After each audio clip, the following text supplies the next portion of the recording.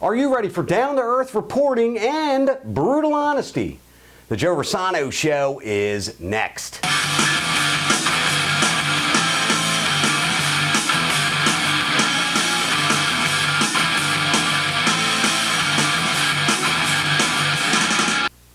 Welcome to the Joe Rossano Show. Hi, I am Joe Rossano. The mission of the Joe Rossano Show is to lay out the issues in a down-to-earth fashion using brutal honesty.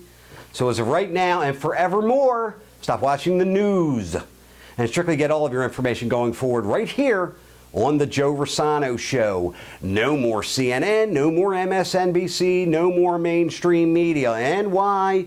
Because they all have agendas. Now, for the outset segment, I am going to discuss and analyze criminal behavior in the NFL. Now, as a personal choice, I don't watch football. Folks, they lost me. I will not call for an official boycott of the NFL because no one would care, and because I do not believe in punishing the innocent. For example, there are some very good fellas in the NFL who do great things in the community, behave themselves, and are good role models for our children. In addition, NFL games bring in lots of revenue for small business owners, bars, pubs, etc. Servers make money, bartenders make money, cameramen make money, and on and on. And again, a boycott of the NFL would hurt folks who played no part in the disgusting behavior of some. Now, I'm using the word some to be polite. It isn't some, it's a lot of them. So many, in fact, that it would take me until rapture to name them all. So I won't. But in the spirit of down-to-earth reporting and brutal honesty, some of y'all are getting called out. In 2015 alone, there have been 35 NFL players arrested, including 6 instances of domestic violence, 5 DUIs, 4 weapons charges, 3 weed smokers, 2 barroom brawls, and 1 dead little dog. Yep, 1 dead little dog. Falcons linebacker Prince Shembo killed his ex-girlfriend's 5-pound dog. And why? It was out of self-defense. Who was her dog? Cujo? In 2000, oh man, we're talking assault, domestic violence, possession of weed, hitting up that chronic, hit and run, sexual battery, indecent exposure, failure to pay child support, which I can almost give that player a pass because I assume it's very difficult to pay child support for the 9 kids that you obviously took no responsibility for in the first place. Attempted murder and just good old-fashioned murder. Now, before I get 1,000 emails from folks saying I'm calling out the brothers, point check. Johnny Manziel smacked up his girl too. Oh yes, on the Joe Rossano Show, it's equal opportunity, brutal honesty. Oh, and I would be remiss not to mention that Tom Brady let the air out of some footballs. Now, I asked some buddies of mine why they watch football under those circumstances, and their answer was, and I quote, "It's fun watching a bunch of thugs hit each other out there like gladiators." Not so fast, my dear brother. If you were referring to gladiators such as Spartacus, Crixus, Gannicus that were fighting on the sands of the arena for the house of Batiatus for the glory of Rome, that's where you're going wrong. You see, the aforementioned gladiators were slaves fighting to the death. The fellas in the NFL are fighting for their $20 million contracts and their shoe deals. The gladiators that didn't die on the arena went back to their jail cells and ate 2-week-old bread. Now, the Joe Rossano Show is going to make an endorsement. Then we will be right back to discuss, dramatic pause, Colin Kaepernick in the Raw and Brutal segment. Looking for a great haircut like mine? Check out Brian Bunt's Barbers in Perry Hall next to Outback Steakhouse, and in Bel Air at the Festival next to Buffalo Wild Wings. Your small town feel with a big town reputation. Brian Bunt's is proud to be recognized as one of the top salons in Baltimore by Baltimore Magazine. You can find them at brianbunts.com. Tell them Joe sent you. Looney's Pub, Maryland's undisputed favorite hangout in Canton, Bel Air, Maple Lawn, and College Park. To find a location near you, check them out on the web at www.looneyspubmd.com, and by local experts specializing in mobile-friendly web design, SEO, and social media. Check them out at www.localexperts.com. On the Joe Rossano Show, I make a point each and every week to use terms like down to earth and brutal honesty. In the spirit of that, as to not be a hypocrite, I will say this. As we all know, Colin Kaepernick sits or kneels during the national anthem for reason of his feelings of oppression and law enforcement discrimination. If I ever had a conversation with Colin Kaepernick or folks both black and white, and let me repeat, both black and white, who think along those lines, my advice would be to leave. Leave, man. If you feel that way, pack up and roll out. I promise that is exactly what I would do. I would leave. Let's be brutally honest here. To all the African Americans and white Americans who watch the Joe Rossano Show who feel the way Colin Kaepernick feels, my question is this. What is it that you don't know now? If you again feel the way Colin Kaepernick, among others, feels, then maybe it's finally time for those who feel that way to leave the United States. I mean, it's 2016. If the ugly face of racism still exists in America, then there's no excuse for folks, again, both black and white, who feel that way, to stay here.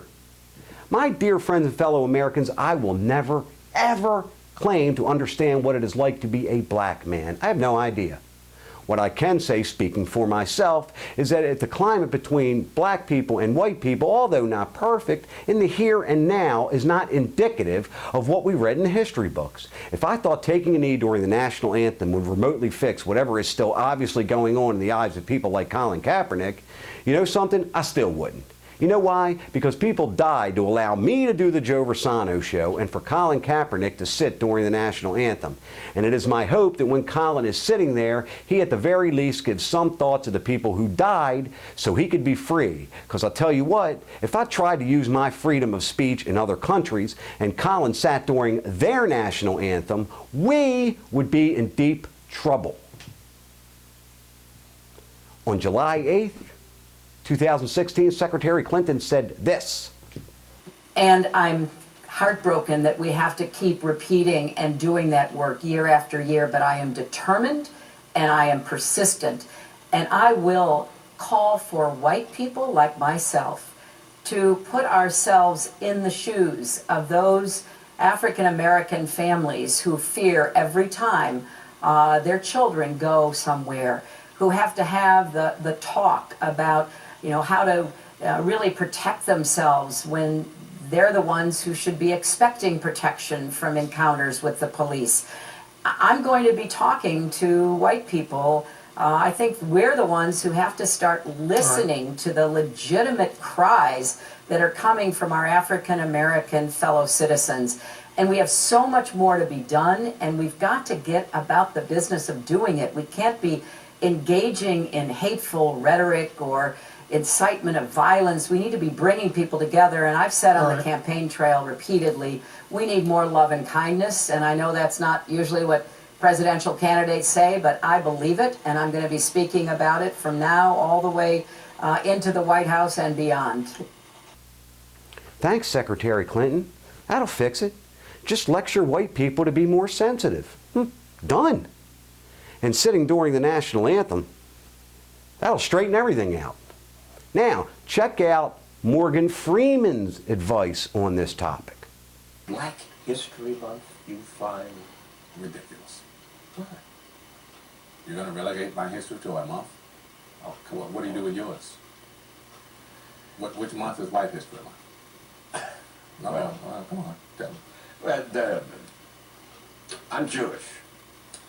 Okay, which month is Jewish History Month? There isn't one. Oh, why not? Do you want one? No. I don't either. I don't want a Black History Month. Black history is American history. How are we going to get rid of racism? Stop talking about it. I'm going to stop calling you a white man. Yeah. And I'm going to ask you to stop calling me a black man. I know you as Mike Wallace. You know me as Morgan Freeman.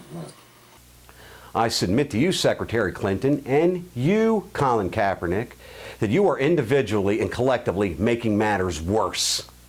On the other hand, I think Mr. Freeman may finally be onto something. What he is basically saying, at least my interpretation, is to stop ripping a scab off an already infected wound and let the damn thing heal. Stop talking about it. Now, to the summary segment.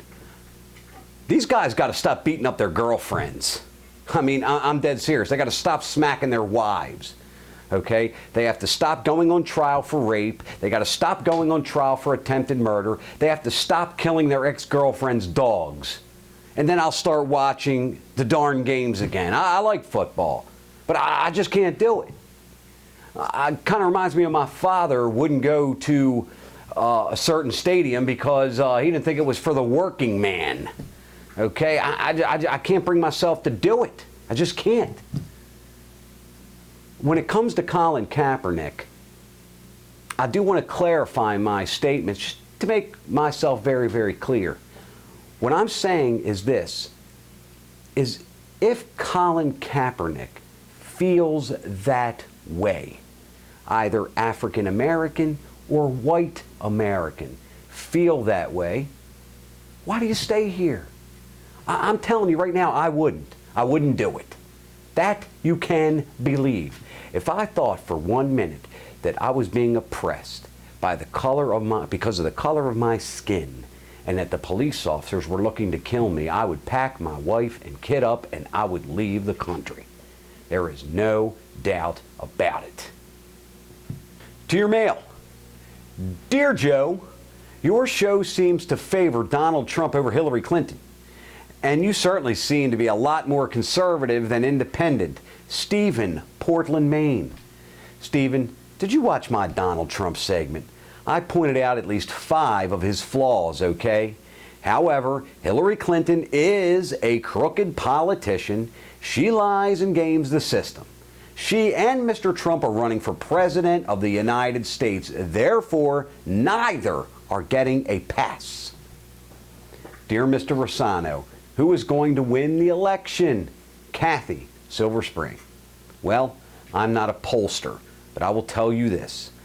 During the taping of this show, Donald Trump needs to win Florida and Ohio. He's losing Virginia and Pennsylvania. He needs Colorado and New Hampshire. But most of all, he needs North Carolina. So to answer your question honestly, I don't have the first darned clue, but as far as Mr. Trump's concerned, not looking too good. Dear Joe, just because Hillary Clinton deleted emails and destroyed her mobile devices doesn't prove anything. Stephanie in Manassas, Virginia. Sure it does. Stephanie, and all the people watching, if I'm under investigation by the FBI for my emails and I delete 33,000 of them and hit my cell phones with hammers, I'm hiding something, and so is she. Rants, raves, questions, please email us at joe@joerossano.com. That's joe@joerossano.com. Please leave your name and city and I will read and answer your emails right here on the air. On Facebook, check us out at facebook.com/Joe Rossano Show and on Twitter at RealJoeRossano. Tune in for our next edition when we discuss the presidency of Barack Obama. Thank you for tuning in to the Joe Rossano Show, brutally honest and down to earth. I'm Joe Rossano for our producer Carol Brown. God bless, and we'll see you next time.